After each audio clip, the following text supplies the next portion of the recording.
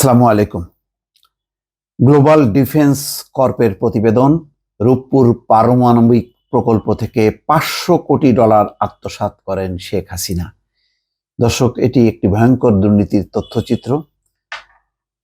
এই ঘটনার সঙ্গে একেবারে সুদূর লন্ডনে থাকা তার ভাগ্নি টিউলিপ সিদ্দিক পর্যন্ত জড়িয়ে গেছেন।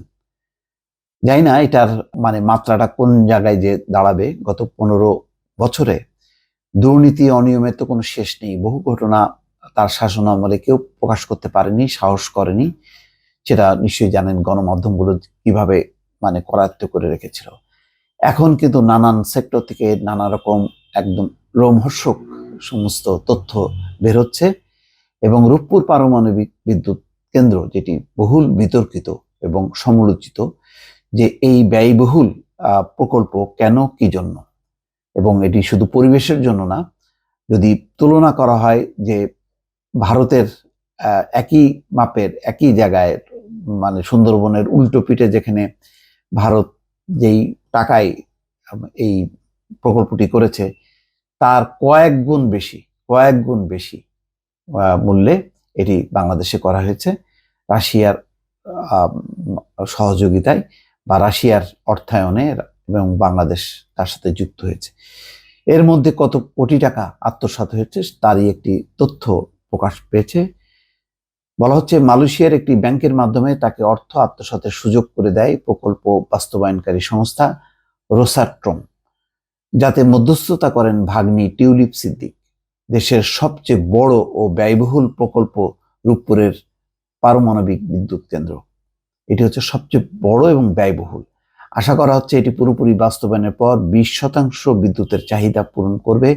সম্প্রতি এই বিষয়ে নিজস্ব অনুসন্ধানের ভিত্তিতে প্রতিবেদন প্রকাশ করেছে গ্লোবাল ডিফেন্স কর্পোরেশন নামে একটি পোর্টাল। এতে বলা হয়, রাশিয়ার সহযোগিতায় বিদ্যুৎ কেন্দ্রটির নির্মাণ খরচ ধরা হয় $1,265 কোটি, প্রয়োজনের তুলনায় যা অনেক বেশি, যাতে মালয়েশিয়ার এক ব্যাংকের মাধ্যমে শেখ হাসিনাকে এই বাজেট থেকে $500 কোটি আত্মসাতের সুযোগ করে দেয় প্রকল্প বাস্তবায়নকারী সংস্থা রোসাট্রম। নিজের ভাগ্নি টিউলিপ সিদ্দিকের মধ্যস্থতায় রাশিয়ার সঙ্গে এই চুক্তি করেন তৎকালীন প্রধানমন্ত্রী শেখ হাসিনা। এই মধ্যস্থতার বিনিময়ে পাচার করা অর্থের 30% পেয়েছে টিউলিপ, শেখ রেহেনা ও পরিবারের কয়েক সদস্য। 2013 সালে রাশিয়ার প্রেসিডেন্ট পুতিনের সঙ্গে শেখ হাসিনার সাক্ষাতের সময় সঙ্গী হয়েছিলেন টিউলিপ সিদ্দিক। গ্লোবাল ডিফেন্স কর্পের দাবি, সে সময় ঢাকা মস্কোর $1 বিলিয়ন অস্ত্র চুক্তির মধ্যস্থতাও করেন তিনি। 2009 সালে প্রচ্ছায়া লিমিটেড নামে একটি ভুয়া কোম্পানি চালু করেন টিউলিপ সিদ্দিক, তার মা শেখ রেহেনা ও চাচা তৎকালীন প্রধান প্রতিরক্ষা উপদেষ্টা তারিক আহমেদ সিদ্দিক। যুক্তরাষ্ট্রেও জুমানা ইনভেস্টমেন্ট নামে একটি কোম্পানি রয়েছে তাদের। গ্লোবাল ডিফেন্স কর্পের অভিযোগ, এই কোম্পানির মাধ্যমেই বিভিন্ন দেশের অফশোর অ্যাকাউন্টে অর্থ পাচার করতেন Sheikh Hasina. Global Defence Corp নামের পোর্টালটি চালু হয় 2018 সালে। বিভিন্ন দেশে সামরিক ও প্রতিরক্ষা খাতে দুর্নীতির অনুসন্ধান করে থাকে তারা। বিশেষ করে চীন, রাশিয়ার সামরিক শক্তির বিস্তার রোধে পশ্চিমা ঢাল হয়ে কাজ করে এটি।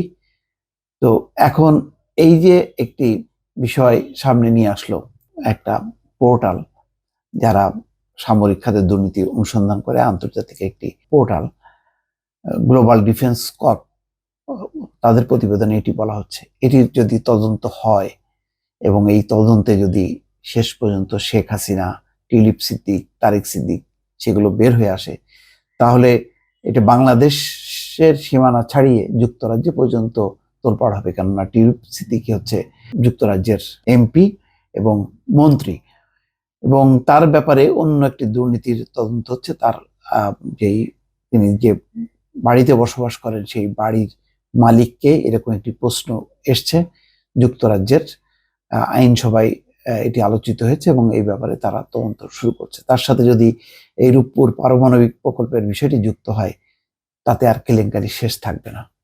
দর্শক, ভালো থাকবেন। আল্লাহ হাফেজ।